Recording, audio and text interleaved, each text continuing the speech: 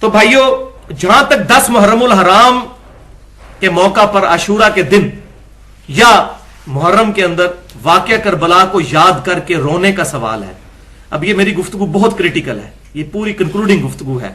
شاید اب اگلے سالوں میں اس طرح کے ایشوز کو ریزالو نہ کروں کیونکہ اب ریکارڈنگ میں آ چکے ہوئے ہیں. تو سیدنا حسین کے اس واقعے کو یاد کر کے اگر کوئی شخص روتا ہے یا کوئی پروگرام ارینج کرتا ہے اور اس میں وہ واقعہ یاد کروا کے لوگ روتے ہیں، اس میں کوئی قباحت نہیں بلکہ ثواب کا کام ہے، اور یہ میں اپنی طرف سے نہیں کہہ رہا، یہ خود نبی صلی اللہ علیہ وسلم کی سنت ہے. مسند امام احمد میں صحیح سند کے ساتھ جلد 1 صفحہ 85 پر انٹرنیشنل نمبر کے مطابق 648 نمبر حدیث ہے، صحیح سند کے ساتھ. سیدنا علی کہتے ہیں کہ ایک دن میں حضور صلی اللہ علیہ وسلم کی خدمت میں حاضر ہوا، آپ صلی اللہ علیہ وسلم کے چشمان کرم سے آنسو روا تھے اور حضرت حسین کو اپنی گود میں اٹھایا ہوا اور زار و قطار رو رہے. تو سیدنا علی کہتے ہیں کہ میں نے عرض کیا، اللہ کے رسول صلی اللہ علیہ وسلم، میرے ماں باپ آپ پر قربان، آپ کو کس نے غمناک کر دیا؟ اور تو آپ صلی اللہ علیہ وسلم نے فرمایا کہ ابھی جبرائیل علیہ السلام میرے پاس آئے تھے اور مجھے انہوں نے کہا کہ آپ اس بچے سے اتنا پیار کر رہے ہیں اور آپ کی امت اس کو فرات کے کنارے شہید کر دے گی. تو میں اپنے جذبات پر قابو نہ رکھ سکا اور میری آنکھوں سے آنسو جاری ہو گئے. تو واقعہ کربلا بھی ہوا نہیں اور نبی صلی اللہ علیہ وسلم کی مبارک چشمان کرم سے آنسو جاری ہوئے. اور یہ صرف اس واقعے کے وقت نہیں ہوئے، اس واقعے کے بعد بھی.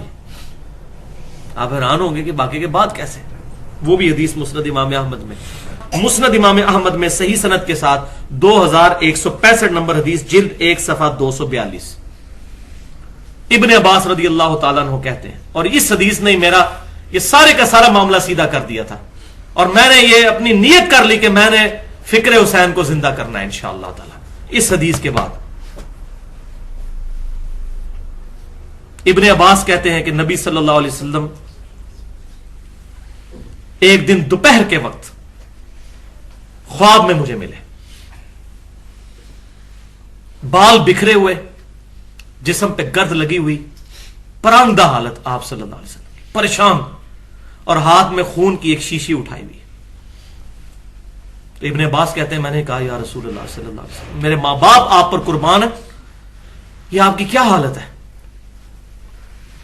اب یہ صحابی کا خواب ہے، وہابی کا، دیوبندی کا، بریلوی کا نہیں ہے. اور بخاری اور مسلم کی متفق علیہ حدیث ہے، جس نے مجھے خواب میں دیکھا اس نے مجھے کو دیکھا، میری شکل میں شیطان نہیں آ سکتا. تو صحابہ کرام تو کنفرم حضور کی شکل کو پہچانتے تھے. یا رسول اللہ، میرے ماں باپ آپ پہ قربان، آپ کی کیا حالت ہو گئی ہے؟ حضور کی وفات کے 50 سال کے بعد یہ خواب دیکھ رہے ہیں ابن عباس. صحابی کا خواب ہے، وہابی کا نہیں ہے، یہ ذہن میں رکھیے گا.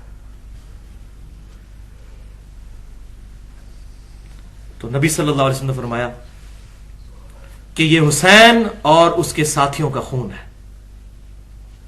میرے بچے حسین کو، ان کے ساتھیوں کو شہید کر دیا گیا کربلا میں، اور میں صبح سے ان کا خون جمع کر رہا ہوں.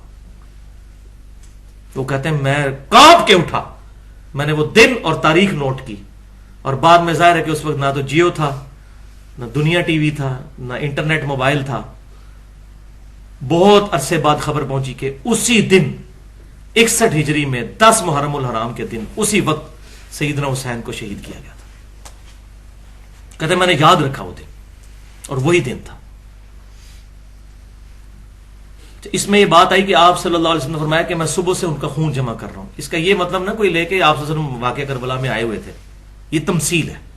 جیسے صحیح بخاری میں آتا ہے کہ آپ صلی اللہ علیہ وسلم نے غزوہ احد سے پہلے ایک خواب دیکھا تھا کہ ان کے سامنے گائے ذبح ہو رہی ہے. تو آپ صلی اللہ علیہ وسلم فرمایا میں نے اس کی تعبیر یہ کی ہے کہ میرے صحابہ شہید ہوں گے اس جنگ میں. پہلے ہی پتہ چل گیا آپ صلی اللہ علیہ وسلم کو اللہ تعالیٰ کی طرف سے. تو اب گائے اور صحابہ کا کیا تعلق ہے؟